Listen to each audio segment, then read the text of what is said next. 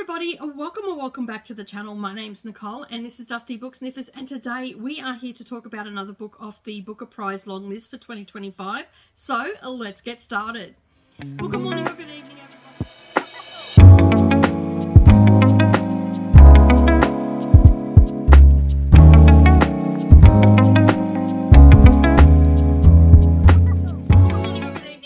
And welcome back to the channel. Thank you for taking some time out of your day and spending it with me while I prattle on about the latest book that I've read off the Booker Prize long list for 2025. And that book is Flashlight by Susan Choi. So there's a couple of things that you need to know. One, it's historical fiction. Two, it's literary historical fiction, and that's my jam. I do love a good historical fiction. Throw in some family saga and I'm hooked. It's my wheelhouse. It's my jam. I love it. I will read them all. So that is definitely what this one falls under. Now, this one, also I will mention, since reading this, the National Book Awards has dropped for the long list for those, for all the different categories and everything. And this one has made it onto that list as well. So, yay, I've read one off that now too. So, I'm pretty excited and I think it deserves to be there. So, I'm going to talk a little bit about the book and what it entails and some of the themes and everything. I've just got my notes here because when you're reading this many books, you need to have your notes, right? So, this is one of these books that, regardless whether it's historical fiction or not, it's still a book that's going to linger with you long after you close it. And there's several reasons for that. We're covering things like familial, relationships, identity, cultural identity. We also have, choices that they make and how they shape our lives, and how grief and different things can really catapult you into a different journey in your life than what you may have had mapped out for you. And this pretty much covers all of that. So, but as I said, like it is historical fiction, but there's a lot more to this book. Now, we also have Anne, who is also struggling with her past choices because she had a child young and she adopted that child out. And now she has another family, like she has a family and has a child with her and her husband. So we have all of those little elements in there as well. But the story opens up with 10-year-old Louisa. That's where we meet the family. And they're in Japan. And an accident happens or something happens on the beach and no one knows exactly what happened except for Louisa. She wakes up soaked to the bone, almost drowned, looking pretty disheveled and all the rest of it, but the father is missing, presumed drowned because he can't swim. So, and that's where the story really starts, and it just starts to work its way out from there. And then we have all these characters that are in here. Now, when I say all these characters, there's not a lot of characters. We have 4 characters that we focus on. We have Anne, Anne is the mother, Cirque is the father, Louisa is the daughter, and then we have Tobias, who is the adoptive son. He's like her son, but he was adopted out. And she's had letters all through his life about his milestones. Every year they got a letter. She got a letter from the adopted family, and so she knew about his life or anything, but never had actually met him. So we have all that. So the novel doesn't actually pinpoint down who the main character is. So although I feel like Louisa starts out as the main character, and then we'll go to Cirque, and then he becomes the main character. Then we'll go from Cirque to Anne, and then she becomes the main character. And that's how I felt about this book and the way it was laid out, which I thought was really well done. When you're trying to keep that many POVs in check, it can get a little bit confusing. So I really appreciated the fact that for me, while I was reading this book, this character came to the forefront. It was all about them. And then all the other characters went by like to the background while we're with that. And I felt like that was a really good way for me to get to know each and every one of those characters. Now, there also is Tobias. Now, Tobias comes into the story when he is a lot older. He goes and visits his grandparents. There is and they said that the adoptive parents said that they were having trouble with him. He was off with his grandparents. And so Anne went to meet him for the first time. They went strawberry picking. And basically a turn of events happened at that. And that was the catalyst for his character then to become into the narrative. And he changed things in his life and everything like that. So we get these snippets from their lives as they start to separate out. But at the same time, we also have some cultural differences as well. So first of all, we've got Cirque, who was raised in Japan. He was Korean, but raised in Japan and then went to America. So he's had 3 sort of different cultural experiences through his life and how that shaped him.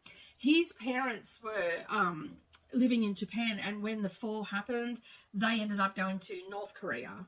I assume that that's where they were originally from. I at first thought they were from Korea. It's like South Korea, but I feel like that they were from North Korea because they went back. And he didn't go back with them. He ended up going to America because if I remember correctly, when I was reading, I felt like he was a lot older, and he ended up going to America and got a green card and everything and made a life for himself there. But he was in correspondence with, it was either his friend or maybe his older sister, brother maybe. I couldn't quite distinguish that. That was the only thing that I couldn't quite distinguish who this particular person was, and I may have missed it because I got interrupted a couple of times as I was reading this. But nonetheless, it didn't take away from the story, that for me. But he was corresponding, and they kept asking, I believe it was a relative, I really feel like it was a sibling, were asking for things to be sent to them, so like mung beans, all that sort of stuff, but at the same time saying how wonderful it was to live in North Korea and all this sort of stuff under the regime there and everything, when in actual fact it wasn't. So we had little snippets of that as well, and then but that was sort of like in the background. And then we had, like, so we had him trying to navigate everything, and how his relationship with Louisa was quite connected in many different ways, because they spent a lot of time getting to know each other. On the flip side, we've got Louisa and Anne, and Anne's really struggling to connect with Louisa, even as a child and before they went to Japan, and after that it just became even more problematic. But it was a pretty honest way of how you still stay connected in many ways with your family, but you can have those tumultuous relationships, and that really came through on the page for me. I mean, mother and daughter relationships are always, you know, there's always some sort of contention there. Not always, but, you know, there's always, you know, when they're teenagers and that, you have those contentious moments, and you know, you usually grow into the relationship and you find your place and everything. But for Anne and Louisa, they really struggled to formulate a really good relationship. And I felt after the incident in Japan, we got to see what was happening after the effect, what was the ramifications of that grief and everything. And so we really got to see them, because Cirque wasn't there anymore to sort of interfere with their relationship. This was when their relationship sort of started to, for lack of a better term, make or break. This event was going to do that. Now, also, just a tiny bit of a spoiler, Anne is also, in the later part of the book, when they're in Japan, she's not well, and she's not walking, she's not leaving the house, she's very disjointed. So it's sort of flipped. We went from Cirque being out of his element and being in many different cultures to them going to Japan, and now Anne being in that position. So we get the flip side of it. And she was, you know, she was in a country where she didn't speak the language, she didn't know anybody, and subsequently she became ill. And later on we find out what that illness is. And then we also get Louisa's perspective on this illness, about how she felt about it and whatnot. It wasn't in depth, but it was there, and it was not great, let's put it that way. But they had a very unsteady relationship. And then Tobias came into the narrative, and he was not part of this family unit, but he was Anne's child that she adopted out. And so they got to know him, and he sort of went through the story very quietly. He was there, and he was always there at the pivotal moment. Like the loss of the husband, he ended up being there to help you know, put everything together and ship back to wherever, or get rid of it.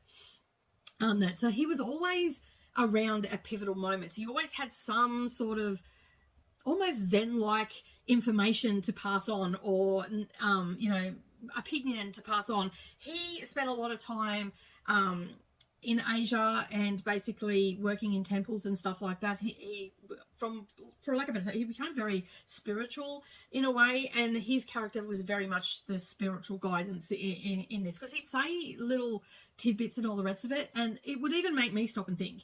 And I'm like, oh yeah, okay, I can see why you're saying that, and all that sort of thing. So for me, this book was great. I really loved the layers of it. I really loved the way Susan Choi has written this book. I like how, as I said earlier, how each individual character got their time to shine in the book, and I thoroughly enjoyed it. And so from all my gushing, and when I was writing my review, I was sitting there thinking to myself, I'm not sure that I can pinpoint anything wrong with this book. I've just enjoyed it that much. So subsequently, you know that I've given it a 5-star rating.